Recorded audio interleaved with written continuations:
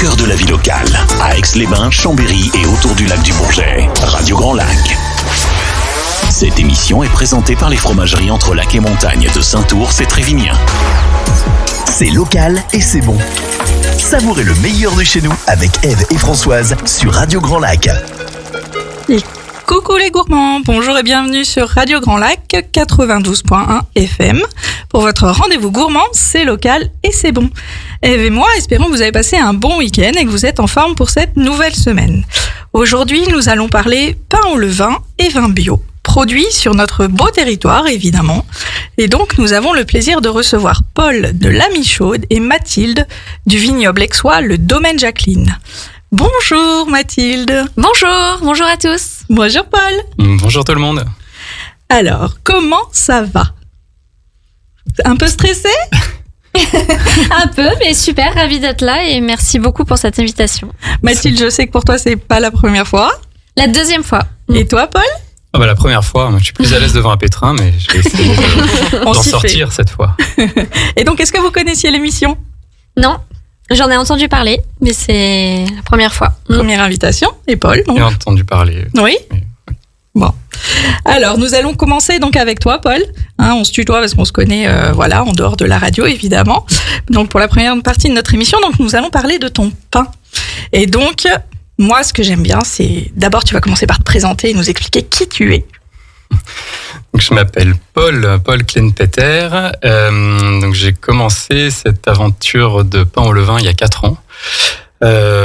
Comme beaucoup de monde pendant le confinement, on s'est mis à faire des choses qu'on faisait pas d'habitude. Donc moi, je me suis mis à faire du pain et puis d'un intérêt, c'est devenu une passion. Et de passion, j'en ai passé un diplôme et du diplôme, maintenant, j'ai créé une petite entreprise. Voilà. D'accord, ça fait combien de temps ? Ça fait un peu moins d'1 an maintenant que j'ai lancé le concept de La Michaude. D'accord. Et du coup, c'est quoi ce concept ? Explique-nous. Ce concept, alors c'est une micro-boulangerie, donc j'ai pas de magasin, en fait j'ai un atelier. C'est peut-être la plus petite boulangerie de France parce que mon atelier fait 12 mètres carrés, donc c'est tout petit. Donc c'est une pièce que j'ai aménagée dans notre domicile. Donc j'ai fait c'est un fournil professionnel mais en miniature.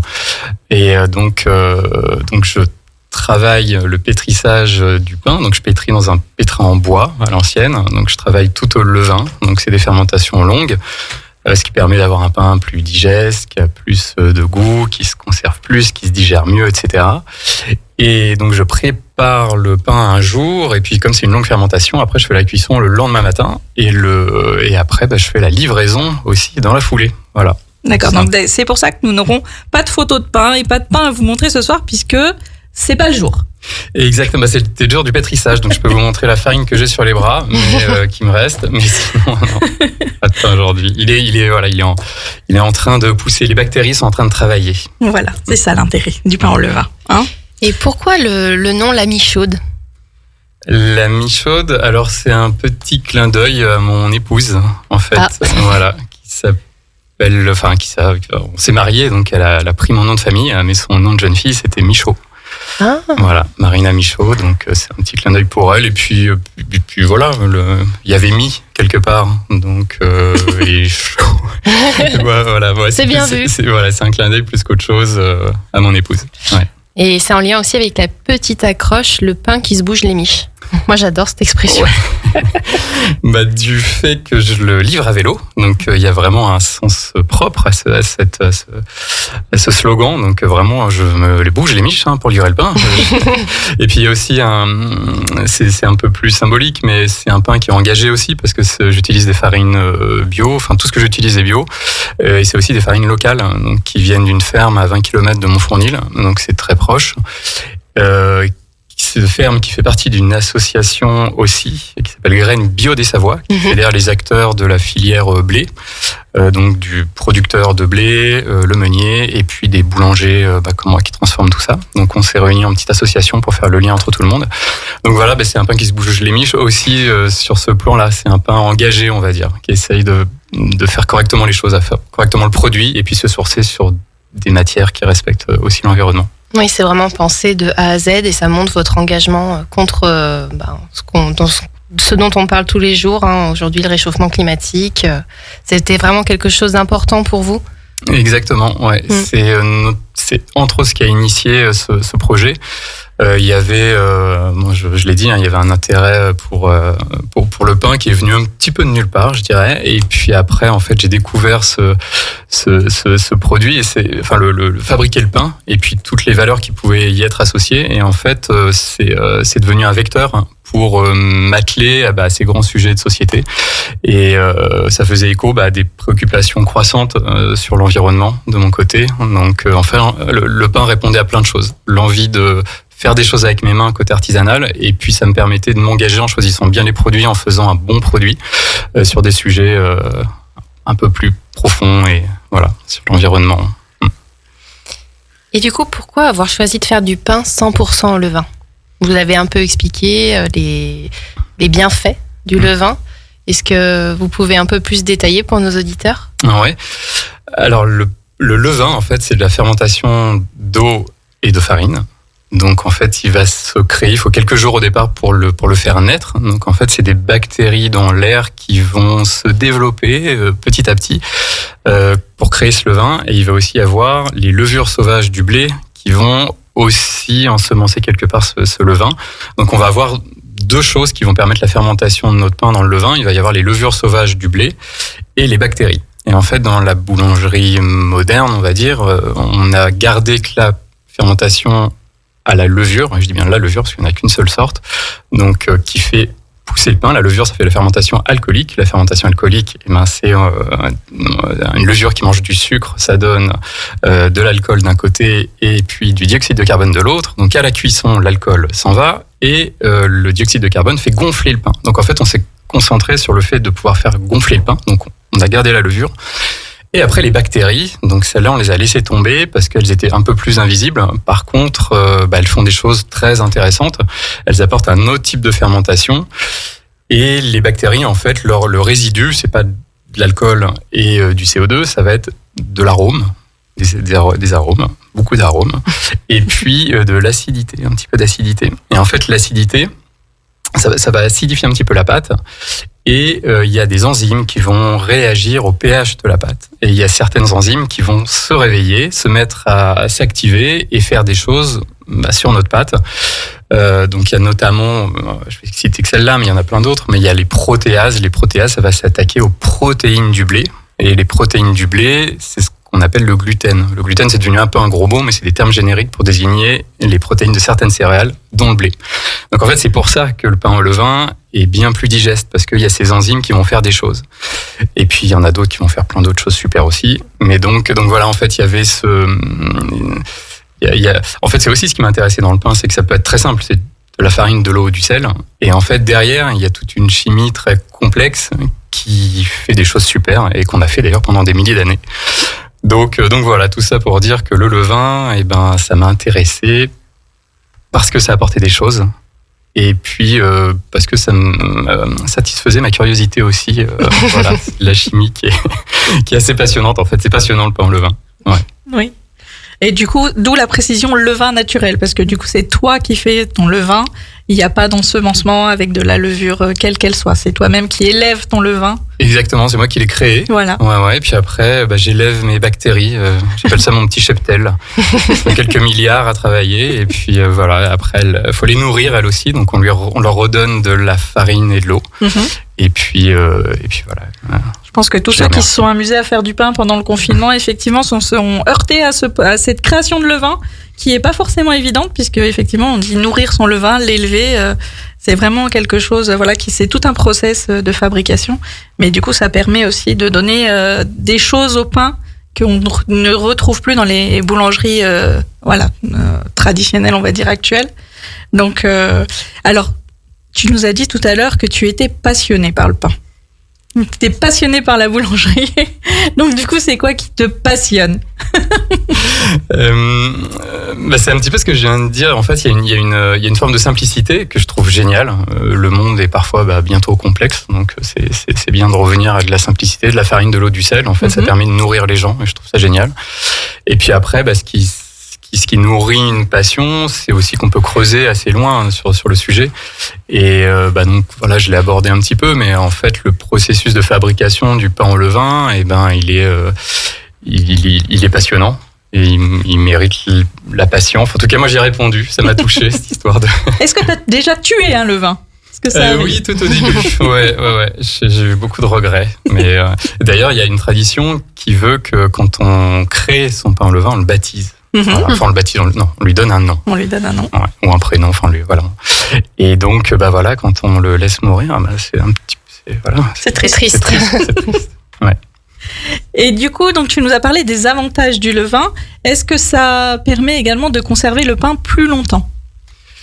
Oui, le pain au levain, moi, il se garde 4-5 jours sans problème, voire plus. On me dit parfois une semaine dans un torchon. C'est l'idéal. On met le pain dans un torchon. D'accord, donc conserver dans un torchon classique. Classique. Un torchon propre, de préférence. C'est quand même mieux.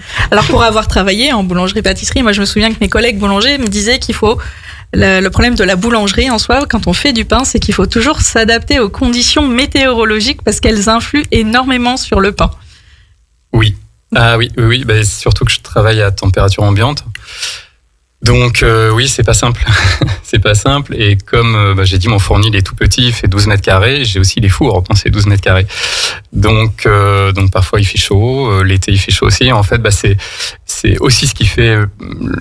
C'est passionnant, c'est qu'en fait, il faut aussi s'adapter. C'est pas une recette toute faite et puis je la reproduis du jour au lendemain. Il faut s'adapter un peu aux conditions, essentiellement la température. Et ça, on peut s'adapter avec l'ensemencement du levain. On va peut-être mettre un peu moins de levain parce que les bactéries vont travailler plus vite avec la chaleur. Donc effectivement, c'est toute une... à chaque fois, c'est une question. Oui. Quand les températures changent trop vite. Oui, un peu ce week-end, quand même. Un petit peu ce week-end, ouais. Mais voilà, c'est ce qui fait, le sel de l'histoire aussi. Et alors, c'est un pain qui est très traditionnel. Moi, ce que je fais, je pétris à la main. C'est du pain au levain, donc qui est fait depuis des milliers d'années. J'ai quand même une petite technologie dont je me sers de temps en temps. C'est un pH mètre. Parce que j'ai expliqué tout à l'heure que le travail des bactéries au moment de la fermentation, c'était un peu d'acidité. En fait, on peut surveiller ce niveau d'acidité. En fait, on surveille si les bactéries ont bien travaillé, ou en tout cas suffisamment pour s'assurer que le pain va avoir suffisamment d'arômes, qu'il va être suffisamment digeste, etc. Donc le pH mètre, parfois, je m'en sers un petit peu. Maintenant j'ai l'habitude de faire du pain au levain, donc je connais ma pâte, je connais. C'est aussi l'avantage de le travailler à la main d'ailleurs, c'est qu'on a vraiment un contact avec la matière. Je ressens les choses un peu changer du jour au lendemain. Après, quand j'ai un petit doute, je sors mon pH mètre et je prends le pH.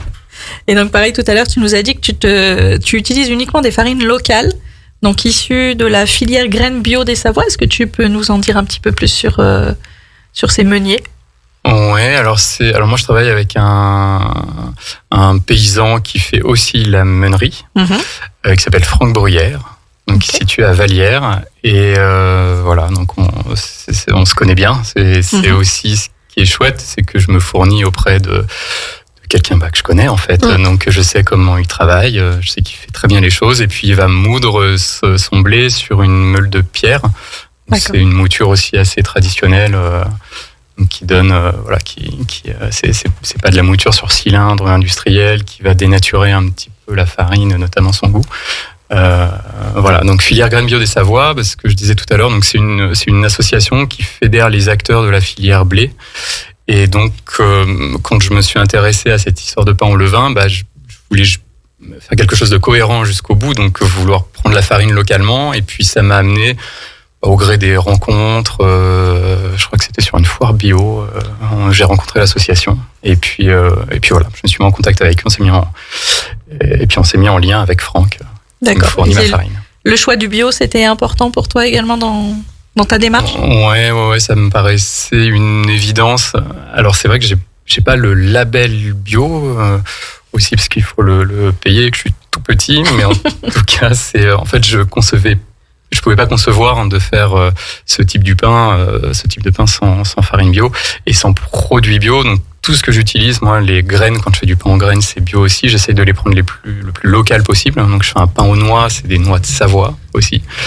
Donc j'essaie de jouer le jeu local et le jeu de l'environnement. Donc évidemment, le bio me paraît une évidence. La question s'est pas posée, en fait, et ne se posera pas. Et du coup, combien de sortes de pain est-ce que tu as du coup dans ta gamme? Alors, comme je suis tout petit, j'en fais pas 10 000.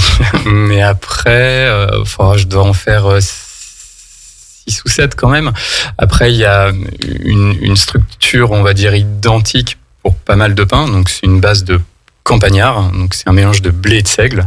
Et puis après, je vais prendre une partie pour mettre de la noix, je vais prendre une partie pour mettre des graines, une partie pour le laisser nature et faire un campagnard nature. D'accord. Et puis après, j'ai aussi du pain au petit épeautre avec un levain. Donc, ça, c'est un autre levain. Donc, j'ai 2 levains moi, que j'élève, où je fais un levain de petit épeautre pour faire mes pains de petit épeautre, qui sont 100% petit épeautre, avec le levain de petit épeautre. Donc, c'est des pains qui sont très digestes aussi. Oui. Donc, en tout, c'est ça, je dois en avoir 7-8 gros max. Est-ce que tu fais des pains spéciaux là pour les fêtes, par exemple, ou est-ce que tu restes sur ta gamme habituelle? Pour le moment, je reste sur ma gamme. Après, on va dire le plus original et le plus gourmand que j'ai, il s'appelle le pain gourmand. Et en fait, c'est un mélange de figues, d'abricots et de noisettes. Alors parfois, on l'appelle le pain du sportif. Oui. Mais moi, comme je rajoute un tout petit peu de beurre dedans, un tout petit peu, il est devenu un pain gourmand. Voilà. D'accord. Un pain gourmand de sportif, on peut être sportif et gourmand, ça n'empêche pas. Ok. Le format de tes pains, qu'est-ce que tu proposes comme format? Alors, c'est des formats d'1 kilo. Ça, du fait de mon organisation qui est scalée, en fait, j'ai un format unique qui fait que je produis des pains d'1 kilo. Et après, je propose des demi-pains. Donc, en fait, c'est un pain d'1 kilo que je coupe en 2. Donc, je propose des 500 grammes ou 1 kilo. D'accord. Et selon toi, quelle est la meilleure façon de le consommer, ton pain? Ça, il n'y a pas de matin, midi, soir, quand il neige, quand il fait nuit. Non, il y a pas. Après, moi, j'adore avec un petit peu de beurre salé. Voilà, c'est tout simple. Et puis après, j'adore avec du fromage, évidemment. Évidemment. Et puis la chirne de cake, c'est évidemment un bon petit vin qui va avec. Au hasard du vin de Jacqueline. Donc, ouais. Il faut quand même dire que vous vous connaissiez avant l'émission, tous les deux. Vous avez une petite histoire tous les deux. Vous la raconterez si vous avez envie, mais voilà, vous êtes 2 producteurs locaux et du coup, c'est très drôle que vous vous connaissiez avant l'émission. On ne le savait pas avec Eve, mais voilà, comme quoi le hasard fait très très bien les choses. C'était le vin de mon mariage. Et justement, est-ce que c'est bon de manger du pain tous les jours? Oui, c'est une bonne question. En fait, c'est vrai que le pain a un peu mauvaise réputation maintenant. On dit que il fait grossir, ou on le digère pas bien. Et en fait, le pain au levain, il y a beaucoup de nutritionnistes qui le recommandent. Parce que du fait de cette longue fermentation, du travail des bactéries, ça fait qu'il a un index glycémique aussi très bas, bien plus bas que des baguettes blanches. Donc, il n'y a pas de vidéo, mais vous voyez, je mange du pain tous les jours et en grande quantité.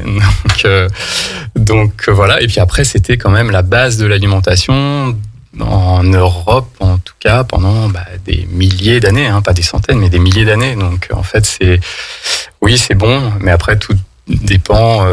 Je pense qu'il y a beaucoup de pains différents. Alors, ils s'appellent tous du pain, mais c'est des produits qui ont quand même radicalement rien à voir, parfois. Donc, on peut manger du pain tous les jours largement, mais du bon pain. Du bon pain. Ouais. Du pain au levain de qualité, levain naturel, c'est mieux. Et du coup, tu disais que qu'il fallait un certain temps quand même pour faire un pain au levain. Ça prend combien de temps à peu près? Le pain, donc là j'ai pétri aujourd'hui, donc le pain que je vais livrer demain mardi, son histoire a commencé dimanche soir, parce qu'il fallait que je m'occupe de mon petit cheptel, mes bactéries dans mon levain, donc le dimanche soir.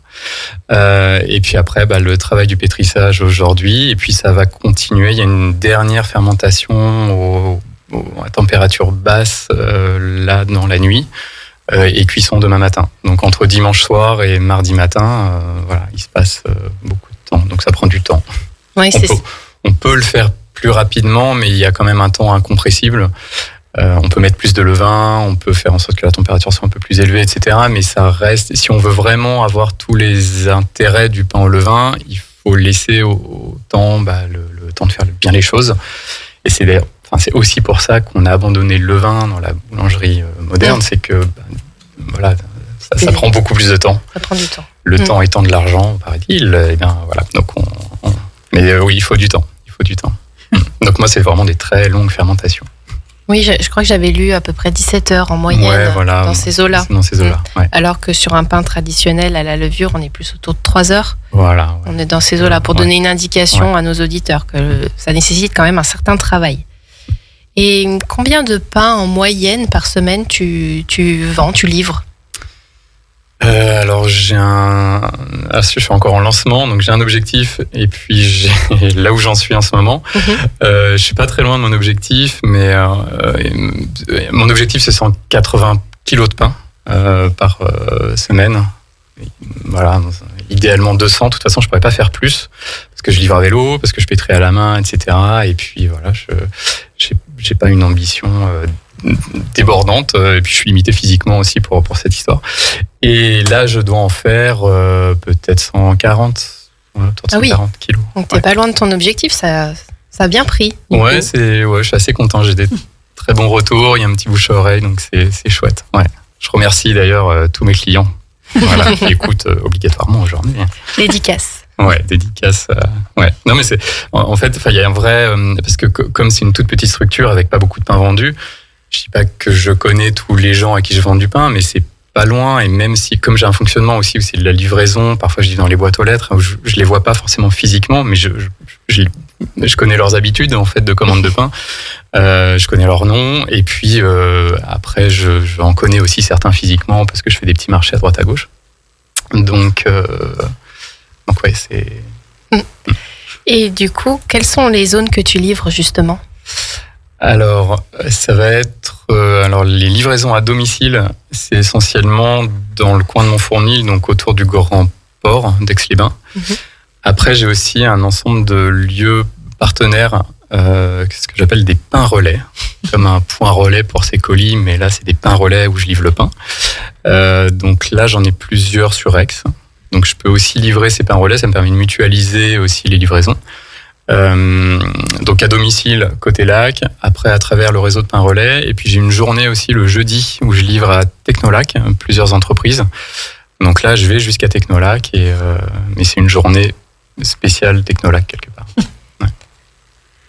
Et est-ce que tu as d'autres projets pour l'avenir ? Est-ce que tu souhaites développer, alors ton activité on en a un peu parlé, tu as un objectif à atteindre, est-ce que tu aimerais développer ta gamme demain, ou tu souhaites rester sur ces 7-8 références ? C'est une question que je me pose encore. Je suis limité en place. Je suis limité aussi en temps parce que, mine de rien, des fois, on pense que le pain, on pétrit, on attend que ça se passe et puis on le cuit et basta. C'est un peu plus compliqué, ça. Donc, en fait, plus je multiplie les gammes, après, c'est compliqué. Après, c'est vrai qu'on m'en demande parfois des pains un peu d'autres types de pains. Donc peut-être que j'arrêterai certains pains que je fais aujourd'hui pour renouveler la carte quelque part. Mais je pourrais pas de toute façon faire une vingtaine de pains différents. Vaut mieux avoir l'essentiel de qualité et pas. S'il y a des clients, si Madame Michel elle a pas son pain aux noisettes, elle risque de pas être contente. Alors je fais du pain aux noisettes. Oui, justement, c'est pour ça. C'est pour ça que je le dis. Ah oui, non mais oui, t'as raison. C'est vrai que s'il y a des habitués qui ont l'habitude d'avoir tel type de pain et qui l'ont plus du jour au lendemain, après je veux pas me fâcher avec mes chers clients. Donc, Il faut pas. Il faut pas. Et du coup, est-ce que tu peux nous expliquer comment est-ce qu'on peut commander ton pain ? Alors, donc il y a un site internet où il y a tout le processus de commande en ligne, où vous pouvez passer commande, choisir le lieu de livraison, le jour de livraison, quel type de pain aux noisettes, pas de problème, 1 kilo ou 500 grammes. Et puis donc sur le site internet, il y a tout qui est expliqué. Et puis après, comme c'est une multinationale d'une personne, donc vous pouvez m'appeler et puis on s'arrange. Après on peut trouver d'autres systèmes, mais en tout cas le canal le plus simple pour moi, en tout cas dans mon organisation, c'est via le site. Et donc attention à tous, parce que moi ça m'est arrivé quand on commande sur le site, parfois vu que tu ne produis pas tous les jours, effectivement il y a des moments limites pour commander pour un jour donné. puisque c'est encore une fois du levain naturel, c'est fait à la main et autres. Donc il faut bien faire attention à ces dates. Alors après, t'envoies des newsletters effectivement pour dire attention, la fourne est de tel jour, c'est avant tel moment qu'il faut commander. Donc voilà, faites bien attention. Donc le site c'est www.lamichaude.fr, je crois. Ouais. Voilà, c'est ça. Et donc tu fonctionnes donc soit en commande ponctuelle, soit en abonnement. C'est bien ça? Ouais, exactement. Ouais, il y a un petit système d'abonnement, alors qui est sans engagement du tout, mais en fait, ça évite d'oublier le pain. Parfois, l'abonnement est là pour ça. En fait, on s'abonne, on se désabonne quand on veut, on met en pause quand on veut, et après, voilà, on sait que à intervalles réguliers, on aura toujours son pain livré chez soi, dans sa boîte aux lettres, dans le pain relais. Ouais. Et donc, tu as des réseaux sociaux, j'imagine, où tu lis un petit peu ce que tu fais? J'ai un petit peu, il faudrait que je le fasse plus. Il faudrait que j'arrive à prendre un peu le temps de mieux le faire. Mais donc oui, j'ai des réseaux sociaux, c'est Facebook et Instagram. Mais c'est le même compte où je publie la même chose sur les deux. Mais vous pouvez me contacter par là. Bon, après, je suppose que vous avez déjà vu Paul se promener en vélo dans Aix-les-Bains comme tout le monde avec son vélo cargo noir avec écrit La Michaude dessus, plus ou moins habillé d'ailleurs. Moi, je t'ai croisé plusieurs fois. Donc voilà, tous les renseignements sont sur le site, n'hésitez pas. Donc maintenant, on va faire notre petit jeu, Ève. Mais oui, c'est la tradition chez nous. On fait un petit jeu très court pour apprendre à mieux vous connaître. Il n'y a pas de piège, rassurez-vous. Il faut répondre spontanément. Là. Tartine salée ou tartine sucrée? Salée. Salée, oui, avec le beurre salé, évidemment. C'est ce qu'on a entendu tout à l'heure. Alors, pain et fromage ou pain et vin? Waouh. Les trois. Ah ouais, tout. Ah non, trop difficile. On peut pas choisir. Ah, bon. On a un joker ou... On va dire les deux, allez. On va dire les deux. Allez, non, peut-être pain et fromage avec vraiment c'est la mort dans l'âme, hein, mais le matin, à la limite, le fromage, ça passe. Le vin, petit déj, c'est peut-être un peu vrai. Ouais, c'est un peu, ouais. Lève tôt ou couche tard? Ouais, les deux. Bah oui. Ouais, c'est une activité qui me prend beaucoup de temps, donc oui, je finis tard et je commence tôt. Bon, c'était pas dur. En tout cas, merci beaucoup Paul pour ton intervention qui nous a mis l'eau à la bouche. Donc encore une fois, je vous invite vraiment à aller sur le site de Paul, lamichaude.fr. Si vous êtes comme moi, vous allez passer un certain temps à analyser tous les jeux de mots de Paul. Il y en a un certain nombre. Et puis, nous allons, après une courte pause musicale, passer le micro à Mathilde qui va nous présenter donc le domaine Jacqueline. Restez avec nous. Radio Grand Lac, à Aix-les-Bains et autour du lac du Bourget, votre radio. Cette émission est présentée par les fromageries Entre Lac et Montagne de Saint-Ours et Trévignien. C'est local et c'est bon. Savourez le meilleur de chez nous avec Ève et Françoise sur Radio Grand Lac. Et bon retour parmi nous sur Radio Grand Lac 92.1 FM. Aujourd'hui dans C'est local et c'est bon pour les retardataires, nous avons eu le plaisir d'échanger avec Paul de la Michaude qui confectionne avec amour différents pains 100% au levain naturel et qui les livre dans différents pains relais, pas que, mais principalement autour du lac du Bourget. Et pour cette seconde partie de l'émission, donc, nous accueillons Mathilde du domaine Jacqueline qui va nous présenter le vignoble et ses délicieux vins bio qui y sont produits. Attention, je le dis qu'une fois, mais il faut que je le dise. L'abus d'alcool est dangereux pour la santé, à consommer avec modération. Il faut le dire. Il faut le dire, voilà. Merci Mathilde, encore une fois d'être avec nous. Donc nous avons eu la chance avec Ève de venir visiter le caveau, donc guidée par Justine, ta sœur, puisque vous travaillez entre sœurs au domaine Jacqueline, et avec votre papa également. Et donc elle nous a fait découvrir vraiment sa passion, votre passion familiale, vraiment incroyable. Et il se trouve que vous vous trouvez au plein cœur d'Aix-les-Bains. Moi j'avoue, quand j'y suis allée, je me suis dit mon GPS il m'emmène n'importe où, là il y a un truc. Mais non, vous êtes bien, situé en plein cœur d'Aix-les-Bains et on a du mal à y croire. Donc, et on a eu du coup l'occasion d'en apprendre plus sur vous, votre famille. Et donc, c'est pour ça qu'on vous a invité et qu'on veut que vous disiez tout à nos auditeurs sur votre passion commune du vin et qui est une passion familiale et qui revient de très très loin finalement. Oui. Merci encore pour votre invitation. C'est vrai que c'est complètement insolite parce que donc on a notre cave dans le quartier Saint-Simon à Aix-les-Bains, qui est un vieux quartier aixois où en fait vous avez plein de très belles caves voûtées qui sont centenaires pratiquement, et on est vraiment les derniers en activité professionnelle, mais autrefois sur la commune d'Aix-les-Bains, 20% des terrains étaient plantés en vignes, ce qui est assez surprenant en fait aujourd'hui. Et c'est d'ailleurs pour ça qu'on a remis de la vigne dans notre jardin, 1500 mètres carrés de vignes en complantation pour la cuvée spéciale aixoise Petit Grain. Et puis en fait, moi c'est la première génération de ma famille qui faisait du vin et qui a construit cette cave avec une très belle maison. La deuxième et troisième génération ont arrêté le vin et ont d'ailleurs perdu tous les terrains où il y avait de la vigne et même des fruitiers, parce qu'en fait en Savoie en général on plantait un pommier et on plantait une vigne et on la faisait monter, ça s'appelait la taille en hautain, on faisait à la fois du cidre et du vin. Oh. Ça c'est typique à chez nous. Ah oui. Et en Savoie on est passé de 10 000 hectares de vignes au total à aujourd'hui 2200. Entre lac et montagne, on est vraiment l'un des vignobles très confidentiels en France. Et à Aix-les-Bains encore plus, puisque du coup c'est mon papa Xavier Jacqueline qui a été passionné depuis tout petit par l'agriculture et puis petit à petit par la géologie et le vin. Donc il a entrepris ses études d'œnologue à Bordeaux pour revenir en Savoie et créer de toutes pièces le vignoble actuel qui se trouve à Brison-Saint-Innocent. Très bien. Et donc vous travaillez maintenant au jour d'aujourd'hui avec votre papa et votre sœur. Oui. Et du coup, comment est-ce que le virus est passé de père à fille? Oui, parce que maintenant, on a un trio de vignerons, père et fille. Donc, on cultive les vignes tous les trois, on vinifie tous les trois. Ça résonnait beaucoup ce que disait Paul pendant les fermentations, sur le côté digeste. On le retrouve aussi dans le vin, c'est hyper important, et notamment les vins bio. Et puis, en fait, moi et ma sœur, on a beaucoup voyagé. Donc, mon papa, c'est une création de vignoble. Et puis, ça nous a forcément bercé toute notre enfance, cette aventure de plantation, de vente au domaine aussi. Et nous, on s'est d'abord concentré sur le commerce, en fait, avec ma sœur. Elle était en Argentine, à Barcelone, dans l'hôtellerie de luxe aussi, notamment. Et moi, j'étais plutôt au Canada, à Paris, en Chine, dans le domaine des cognacs. D'accord. Pour finalement revenir aux sources en 2015. Et vraiment, en fait, passer du côté production, j'avais besoin justement d'avoir plus de sens. On a visité pas mal de domaines un peu partout. On a vu aussi que les femmes avaient une place dans la vinification, même si c'est un travail assez physique, parce que 60% de notre temps, c'est dans les vignes, et le restant en cave, qui est tout aussi physique, avec les cuves et les fûts de chêne.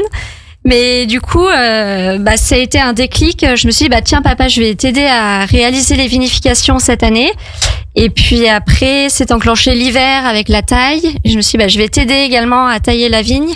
Parce qu'en plus, en un mois, j'ai pas réussi à tout comprendre les subtilités, les secrets de vinification, parce que c'est assez complexe de comprendre son terroir, de comprendre ses cépages locaux, comme la malvoisie, la roussette ou le chardonnay pour la Combeaufait. Et en fait, après, c'était notre papa, il est passionnant, créatif, hyper ouvert, et en fait, il s'y attendait pas du tout à ce qu'on revienne, en plus, toutes les deux au domaine. Il voulait d'ailleurs passer depuis très longtemps sur la culture biologique, et ça, c'est quelque chose qu'on a réussi à faire tous les trois. C'est beau. Et du coup, quelle formation ta sœur et toi vous avez suivi du coup pour pouvoir revenir dans le monde du vin? Oui, moi je suis allée en Bourgogne, à Beaune, réaliser un diplôme en viticulture œnologie, et pour vraiment avoir toutes les bases techniques des vinifications et de l'agronomie des sols, des terroirs, pour avoir des vignes en bonne santé. Et ensuite, ma sœur a réalisé son diplôme de sommellerie à l'Université du vin dans la vallée du Rhône, où là, elle a dégusté plus de 600 vins et comprend toutes les subtilités de vieillissement et notamment des accords mets et vins qu'on pouvait réaliser avec nos différentes cuvées. Et ensuite, on s'est formé à la biodynamie, à stimuler les défenses naturelles de nos vignes avec des plantes que l'on ramasse dans nos vignes ou qu'on a au jardin. Et ça, on s'est formé également en Bourgogne, à côté de Cluny. Chez des spécialistes. Et c'est passionnant, ça aussi, d'avoir des vignes en bonne santé pour avoir des beaux raisins. Et en fait, c'est comme le pain, c'est la matière première. Et après, tout le savoir-faire qu'il y a derrière, qui fait qu'on a des vins où on ressent quelque chose, une émotion, et qu'on a envie de partager. C'est d'autant plus important, effectivement, en agriculture biologique, où vous pouvez être confronté à plus j'imagine, de maladies, de champignons. Oui. Je pense qu'on en reparlera un peu après, mais que ça peut arriver, quoi. Ah oui, bah même cette année, c'était vraiment une année très humide. On a eu un printemps où il a fait que pleuvoir, le mois de juillet également. Donc on était à 10 000% dans les vignes, à couper de l'herbe, à réaliser nos traitements, puisque la culture biologique, c'est aussi des traitements. Souvent, on peut penser qu'on n'en réalise pas, mais au contraire, on va soigner la vigne en amont, en prévention, avec des tisanes de plantes et du cuivre et du soufre, pour protéger la vigne contre les maladies qui sont bien connues, comme le mildiou ou l'oïdium. Et puis, être en bio, c'était une évidence aussi, parce que nos vignes, elles sont incroyables à Brison-Saint-Innocent. On a un paysage merveilleux là au bord du lac et un microclimat qui apporte à la fois de la douceur, mais aussi de la chaleur avec le soleil couchant, et la montagne qui est juste ici, qui aussi garde cette fraîcheur et qui fait qu'on a des très belles maturités. Et puis, comme je vous le disais, on passe tout notre temps dans les vignes, et même pour nous, les premiers, on voulait être en bonne santé et réaliser des vins sains pour nos clients. Oui, et c'est d'autant plus important aujourd'hui, quand même, l'agriculture biologique dans le domaine du vin, ça a pris quand même une certaine ampleur. Hein. Oui, en Savoie, on est encore à 10% de vins biologiques, parce qu'on a un climat assez exigeant, et notamment avec des coteaux, des pentes et des climats humides qui rendent le travail très compliqué. Mais en effet, ça se développe de plus en Champagne 2%, et dans le sud beaucoup plus, parce c'est un climat plus facile à travailler. Mais en effet, on a toute une jeune génération en Savoie qui se tourne vers la culture biologique, et ça, c'est encourageant et important. Donc, Mathilde, tu nous as dit que vos parcelles se situaient principalement à Brison-Saint-Innocent. On parle de combien d'hectares environ ? Oui, on cultive 7 hectares de vignes. 7 hectares. Voilà. On a 2 hectares dans la baie de Grésines, et puis après 4 hectares sur le petit plateau des Granges, juste en dessous de la grotte aux Fées, pour ceux qui vont se promener à Brison-Saint-Innocent. On a également planté de la mondeuse blanche cette année, juste au-dessus, à côté de la maison Blanchard, au-dessus de la plage de Brison-Saint-Innocent. Et ensuite, on a acquis une nouvelle parcelle aussi, où on a travaillé pendant 3 ans le sol, avec tout un défrichage et de la permaculture, en mettant des céréales dessus pour refaire vivre le sol, en plantant de la mondeuse noire du coup après Brison-les-Oliviers, sous le belvédère de la Chambotte, face au lac. Et là, ça va être un vin exceptionnel. Mais pas tout de suite, c'est dans 3 ans qu'on pourra vous le faire goûter. Il faut encore attendre. Bon. Et donc, du coup, vous disiez que vous passiez avec votre papa et votre sœur 60% de votre temps, en fait, en dehors de la cave, en fait. Donc, on parle de culture, vendange, j'imagine, pressurage, et vous êtes quand même un peu aidés, vous n'êtes pas que tous les 3. Tous les 3, on est à l'année. Oui. Et par exemple, là, pour la taille de la vigne, donc on va commencer début décembre. On a un sécateur électrique, on taille la vigne, on tire les bois, ça va nous occuper. Après, on attache la baguette, ça va nous occuper jusqu'à mars. Ah oui. Ça prend beaucoup de temps. Et entre-temps, on pioche les jeunes parcelles, on coupe de l'herbe, parce qu'on a encore pas mal d'herbe à couper. En culture biologique, ça prend beaucoup de temps. Et puis, ensuite, on aura les travaux en verre qui vont commencer en avril jusqu'à juillet, en parallèle avec les traitements. Donc en fait, c'est vrai qu'on n'a pas trop de répit. Toute l'année, on peut être occupé dans les vignes, et on emploie des saisonniers pour les mois de mai, juin, juillet. Et bien sûr, pour les vendanges qu'on réalise à la main, on embauche 25 personnes en local, en direct, du coup, des locaux passionnés. Ça va de 18 à 75 ans. Voilà, avis à nos auditeurs, si vous souhaitez participer à cette aventure au domaine Jacqueline, à noter. Donc c'est quand même un métier assez difficile, hein. C'est assez physique, vous le disiez, ça va, c'est pas trop... Oui, c'est physique, ça maintient en forme. Ouais. Mon papa a une grande forme, j'espère que moi aussi je serai comme ça à son âge. Mais oui, on est tout le temps dehors. Après, quand il pleut, c'est quand même moins agréable que quand il fait beau. Mais voilà, on s'adapte, sinon on va faire de l'étiquetage... ou les mises en bouteille selon la lune également, mais il y a beaucoup de choses que l'on fait et en effet c'est un métier manuel, donc c'est assez physique dans tous les cas, et c'est même l'agriculture quand on fait de la pioche, mais en fait c'est passionnant et chaque journée est différente. Selon la lune ? Oui, ça c'est tous les procédés en fait quand on est en lune descendante. Vous savez, c'est comme les marées en fait. Okay. Le vin dans la cuve va être plus au calme. Les levures qui sont en bas de la cuve vont rester plus en bas et du coup le vin aura une meilleure clarté. Donc on essaye de faire toutes nos mises en bouteille en lune descendante. Ah d'accord, bah là j'en savais rien, c'est passionnant, je savais pas du tout.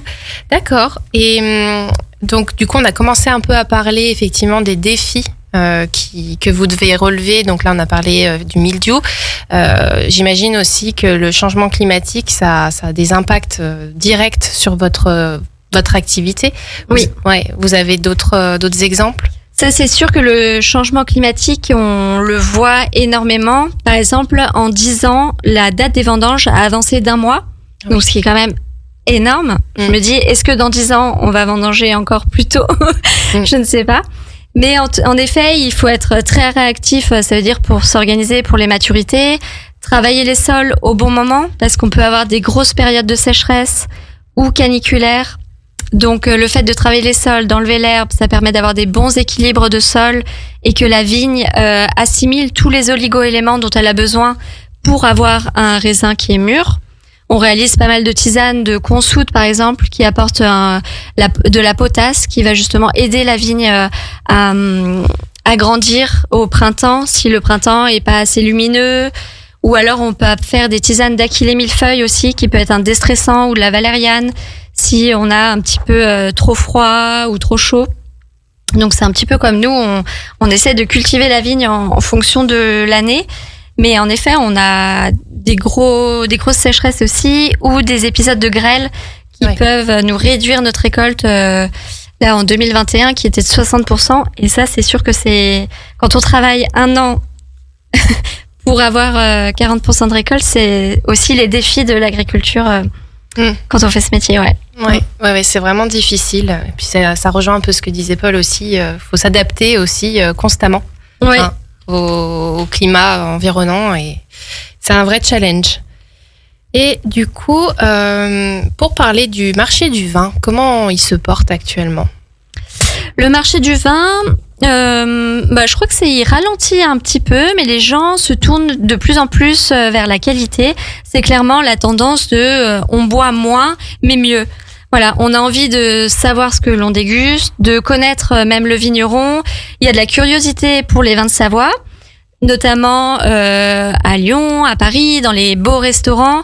J'étais allée faire déguster les vins à New York où ils en avaient un peu marre des Bourgogne ou Bordeaux qui sont très connus des vins français et qui voulaient un petit peu découvrir des pépites plus confidentielles. Donc ça, c'est très chouette parce que les vins de Savoie, on le vend en poupe. Parmi les chefs, les sommeliers et puis les locaux qui ont envie de faire découvrir justement les vins de Savoie d'une manière plus contemporaine. Bon tant mieux. Heureusement que tout se porte pour le mieux pour vous. Et au-delà donc du vin, vous avez diversifié votre activité en proposant également des ateliers dégustation.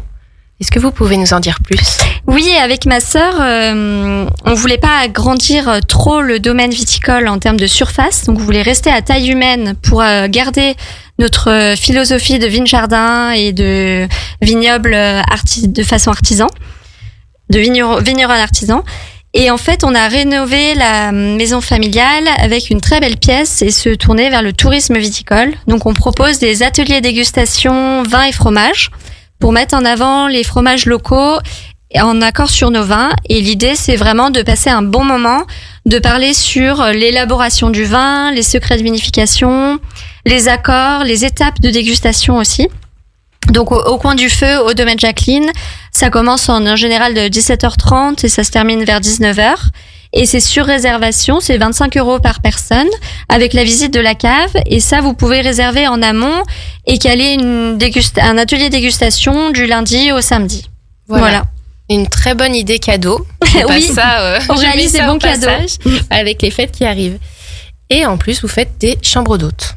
Voilà, on a rénové la maison de ma grand-mère, la maison familiale, avec des beaux meubles de famille aussi, qui vraiment allient le charme de l'ancien et un twist un peu contemporain pour proposer 2 belles chambres d'hôtes qu'on a appelées la maison vigneronne, donc au sein de nos domaines, avec une dégustation forcément et une immersion au sein de notre domaine. Et ça marche très bien. On a des très belles rencontres avec nos chambres d'hôtes. Les ateliers dégustation. On fait des soirées théâtre d'improvisation aussi.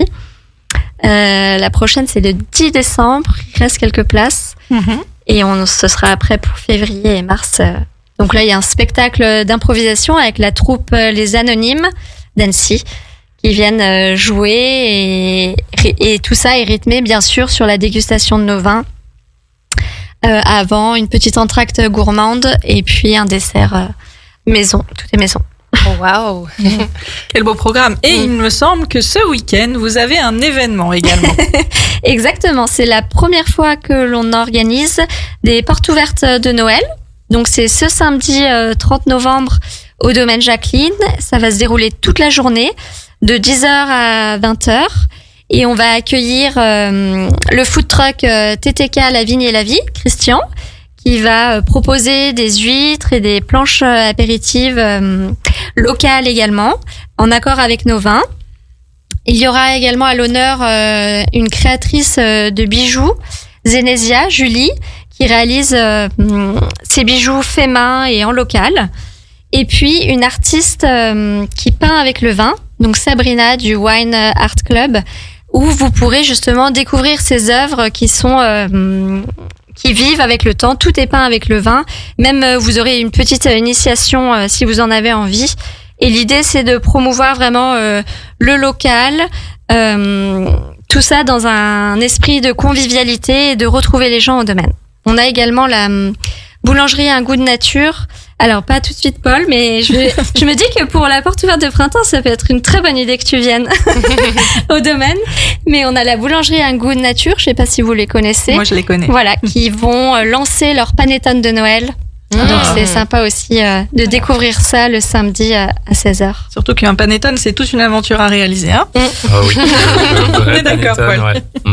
Donc ce jour-là, effectivement, on peut du coup faire ses courses de Noël pour les repas de Noël. Donc pour nos auditeurs, combien de vins vous proposez à peu près ? Alors on est très connu pour la Perle du Lac, qui est notre blanc de blanc brut 100% chardonnay, qui est vraiment idéal pour l'apéritif et qui est très élégant. Sur les gougères au fromage, par exemple, ou sur les croquis d'escargot. On a d'ailleurs une productrice d'escargot qui va venir, qui peut être aussi très bon sur un dessert, à la fois soit les agrumes, soit le chocolat. On est aussi, on essaie de favoriser les accords de saison. Oui. J'ai réalisé d'ailleurs des petites cartes pour conseiller sur les accords. On a 2 vins rouges. La Mondeuse de Justine, qui est dans un esprit très contemporain, très fruité, un vin rouge à la fois léger mais avec de la structure, qui sera parfait sur les pot-au-feu, les porc-monniers ou même sur des légumes d'automne, là les butternuts grillés au four. On propose également un pinot noir qui est à la fois fruité, soyeux, là plutôt léger sur un soufflé au fromage, une omelette au girolles ou même une dinde aux châtaignes. C'est quelque chose qu'on aime bien dans notre famille. Et puis ensuite, on a une palette de vins blancs. On peut commencer avec la cuvée La Combe aux Fées, qui fait référence à la balade de la grotte aux Fées que l'on aime beaucoup, qui est notre chardonnay, vraiment qui représente le terroir de Brison-Saint-Innocent. Là, idéal sur tous les fruits de mer, avec un bon pain de seigle, notamment le campagnard de la Michaude, par exemple, un poisson au four. On propose sinon Blanc des Glaciers, qui est une cuvée haut de gamme de Malvoisie, vraiment qui a une longueur en bouche et une complexité assez exceptionnelle, et qui là sur des plats très fins autour des épices ou des Saint-Jacques sera vraiment le compagnon idéal. Et après on a 3 autres cuvées en blanc. Une roussette de Savoie, parfaite pour les plats réconfortants de notre région autour des fromages fondus. On en a envie, là, même s'il faisait un peu plus chaud aujourd'hui, la saison des raclettes est lancée. Et ensuite, le Jardin de Mathilde, qui est un parcellaire de chardonnay, beaucoup plus complexe. Et là, sur les plats plus travaillés comme une jolie volaille rôtie ou un fromage truffé ou un bar de ligne. Et je terminerai enfin avec la cuvée aixoise Petit Grain, qui est vraiment une cuvée surprenante, très fruitée, autour des arômes de fruits blancs, avec une pointe de rose, de litchi, comme si on croquait dans le raisin, mais en gardant toute la fraîcheur, garder sur le côté des agrumes. Et ça sera parfait pour les soirées entre amis où on fait des petites tapas à partager ou des petits feuilletés. Voilà. Mais on peut vous conseiller, justement, c'est l'occasion, lors des portes ouvertes, d'échanger même des recettes sur nos vins. Donc alors on vient de l'entendre, hein, Perle du Lac, La Combo Fée, Blanc des Glaciers, Sous les Roches. Vous avez de jolis noms évocateurs, mais comment est-ce que vous choisissez ces noms ? Ça, c'est quand on travaille dans les vignes, tous les trois, ça nous inspire. On pioche et puis on se dit, ah bah tiens, il faudrait trouver un petit nom. Sous les Roches, c'est vraiment notre parcelle de Pinot Noir. Qui est sous la falaise où il y a même des grosses et les éboulis sont blancs, c'est incroyable sur cette parcelle. Donc on avait envie de lui donner ce nom-là. Et Blanc des Glaciers, ça fait référence à l'origine naturelle de notre lac du Bourget qu'on aime tant et qui justement impacte fortement avec son microclimat nos vins. Oui. Et on n'a qu'une seule parcelle de Malvoisie. Mais ouais, c'est tous les trois, on donne nos idées et on aime bien justement essayer de mettre notre créativité dans nos étiquettes et les noms de nos cuvées. D'accord. Et vos vins ont été plusieurs fois récompensés, il faut quand même le dire. Donc est-ce que vous pouvez nous en dire plus sur la signification de ces récompenses ? Oui, on avait eu plusieurs médailles, notamment au concours agricole de Paris pour la Perle du Lac. Et puis j'avais eu la médaille du mérite agricole pour tout notre travail en fait que l'on réalise en bio dans les vignes. Et ça, c'était vraiment un immense honneur. Mais sinon, souvent, on est remarqué par des sommeliers et des gens de la profession et on en est très reconnaissant. D'accord. Bon, très bien. Donc, Ève, je crois que tu les as rencontrés au dernier Salon Alpin ? J'ai eu le plaisir de vous voir au dernier Salon Alpin. Je crois que c'est la première fois que vous y alliez.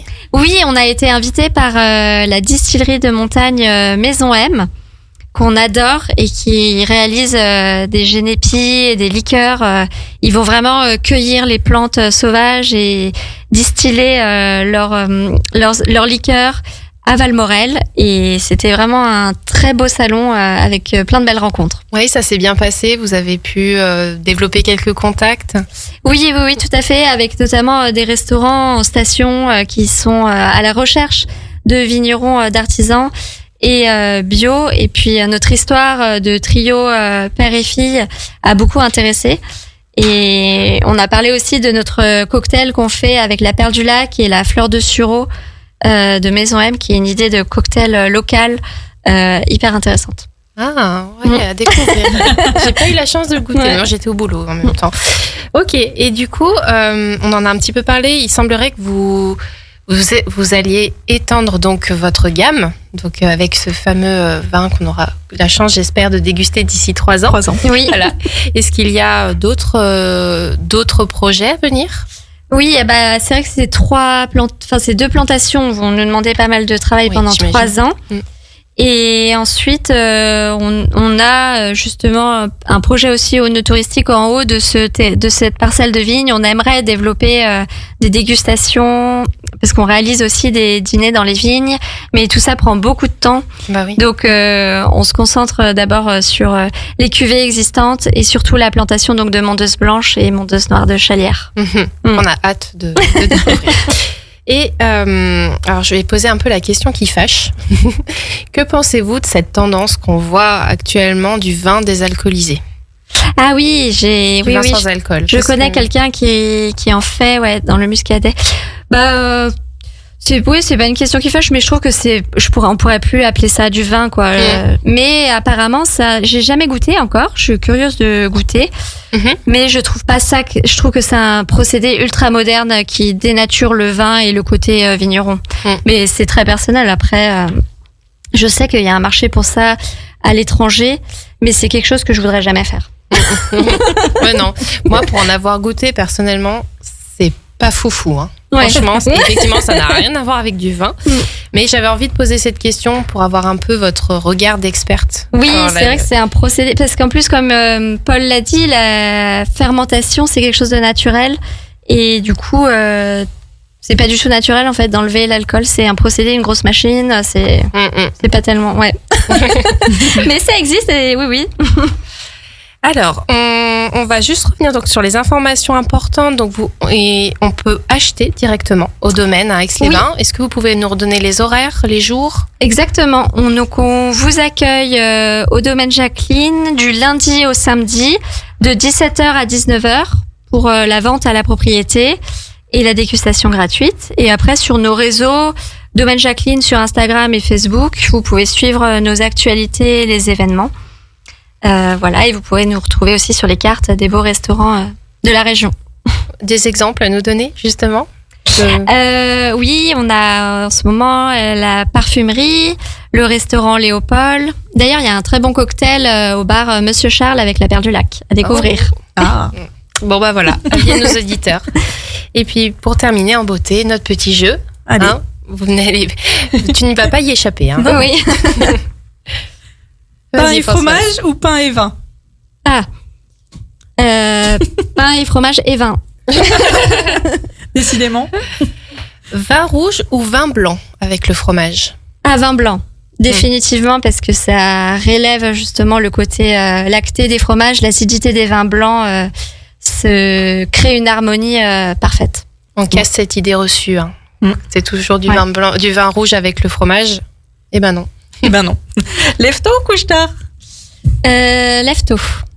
Chardonnay ou mondeuse? Mondeuse.